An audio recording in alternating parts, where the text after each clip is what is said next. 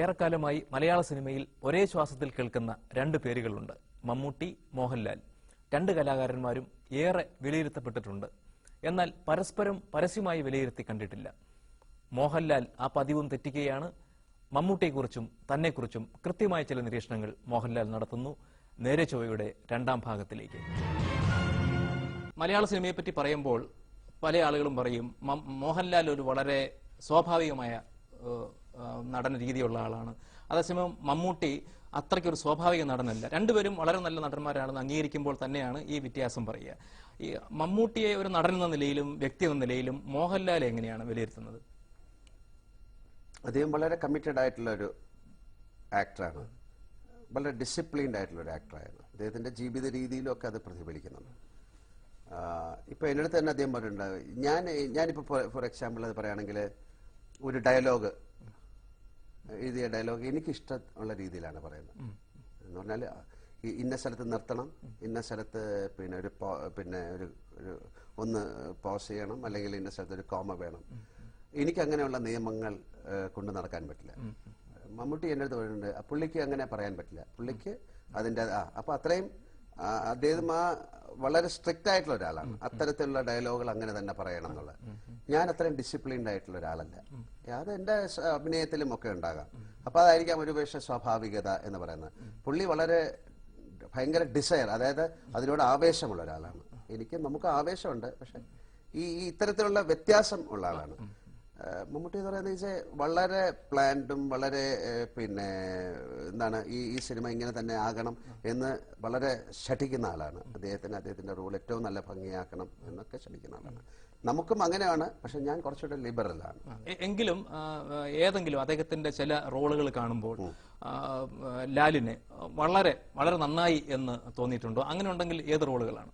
എത്രയോ സിനിമകൾ, അദ്ദേഹത്തിന്റെ സിനിമകൾ കണ്ടിട്ട് നമുക്ക് നന്നായി, അദ്ദേഹത്തിന് മാത്രം ചെയ്യാവുന്ന എത്രയോ ഇപ്പൊ എന്താണ് പെട്ടെന്ന് ഒരു വടക്കൻ വീരഗാഥ, അല്ലെങ്കിൽ ഇപ്പൊ വരുന്ന പഴശ്ശിരാജ അല്ലേ, പിന്നെ എത്ര സിനിമകൾ, ഇപ്പൊ അമരം, അല്ലെങ്കിൽ അടൂർ ഗോപാലകൃഷ്ണന്റെ ഫിലിമുകൾ, അങ്ങനെ എത്രയോ സിനിമകൾ മമ്മൂട്ടിക്ക് മാത്രം ചെയ്യാവുന്ന സിനിമകളായിട്ടാണ്. ഞാനും അദ്ദേഹമായിട്ട് ഏതാണ്ട് 50-52 സിനിമകൾ അഭിനയിച്ചിട്ടുണ്ട്. അപ്പോൾ തികച്ചും ഇപ്പൊ വേറൊരാളുമായിട്ട് കമ്പയർ ചെയ്യുമ്പോൾ ഇപ്പൊ എന്നെ മമ്മൂട്ടി അങ്ങനെ ഒരിക്കലും കമ്പയർ ചെയ്ത കാര്യമല്ല. ഞങ്ങൾ രണ്ട് സ്വഭാവമാണ്, രണ്ട് സ്പീഷ്യസ് ആണ്, രണ്ട് കെമിസ്ട്രിയാണ്. അല്ലെങ്കിൽ ഒരു കൗതുകത്തിന് ചോദിക്കുകയാണ് ഞാൻ പറഞ്ഞത്, മമ്മൂട്ടിക്ക് മാത്രം വഴങ്ങുന്ന കഥാപാത്രങ്ങൾ എന്ന് പറയുമ്പോൾ ഏതെങ്കിലും തരത്തിൽ മോഹൻലാലിന് തോന്നുന്നുണ്ടോ അത് മോഹൻലാലിന് വഴങ്ങാത്തതാണ്, അല്ലെങ്കിൽ അതിന് കൂടുതൽ മമ്മൂട്ടിയാണ് യോജിക്കുക എന്ന്? ഇപ്പൊ തികച്ചും ഇപ്പൊ ഒരു വടക്കൻ വീരഗാഥ എന്നുള്ള സിനിമ എന്നെ വിളിച്ചാൽ ഞാൻ ഒരിക്കലും അഭിനയിക്കില്ല. കാര്യം എന്റെ ശരീരം കാര്യങ്ങൾ അതൊന്നും ഞാൻ പണ്ട് ചെയ്തിട്ടുണ്ട്. കടത്തനാടനമ്പാടി അല്ലെങ്കിൽ പടയോട്ടം എന്നൊക്കെയുള്ള. അപ്പൊ അദ്ദേഹത്തിന് മാത്രം വഴങ്ങുന്ന എത്രയോ കഥാപാത്രങ്ങളുണ്ട്. ഇപ്പൊ നമുക്ക് ചെയ്യാം, അതിപ്പോ നമ്മുടെ തരത്തിൽ ചെയ്യുന്നതേ ഉള്ളൂ. എന്നാലും ഒരു പക്ഷേ ഈ സിനിമ കണ്ടു കഴിയുമ്പോൾ ഇദ്ദേഹമാണ് ഇതിന്, അതുകൊണ്ടാണ് അദ്ദേഹം ആ സിനിമ ചെയ്തത്.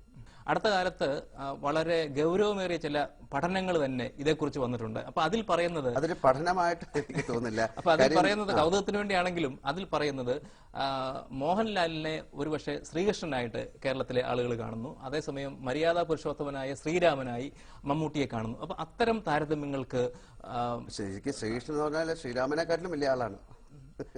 അല്ലല്ല, ശരിക്കുള്ള കാര്യത്തില് ശ്രീകൃഷ്ണൻ എന്ന് പറയുന്ന ആളെ ആൾക്കാരാണ് അത്തരത്തിലുള്ള ഒരു സെക്റ്റിലേക്ക് മാറ്റിയത്. അപ്പൊ അത് ഓരോരുത്തരുടെ പഠനങ്ങളാണ്. മലയാള സിനിമയെ കുറിച്ച് വലിയ പഠനങ്ങളൊന്നും ഉണ്ടായിട്ടില്ല എന്നുള്ള സത്യമാണ്. വേറെ ഒരു ഇംഗ്ലീഷ് മാഗസീൻ അല്ലെങ്കിൽ അതിലൊരു സ്റ്റഡി നടന്നിരിക്കുന്നത് മോഹൻലാലിന്റെ സിനിമകൾ എന്ന് പറയുന്ന ആണുങ്ങൾക്ക് വേണ്ടിയിട്ടുള്ള സിനിമയാണെന്നാണ്. കാരണം എല്ലാ സിനിമകളിലും മോഹൻലാൽ അവർ ഒത്തിരി റെഫറൻസ് ഉണ്ട്. ആണുങ്ങളുമായിട്ടാണ് കൂടുതൽ സ്നേഹം.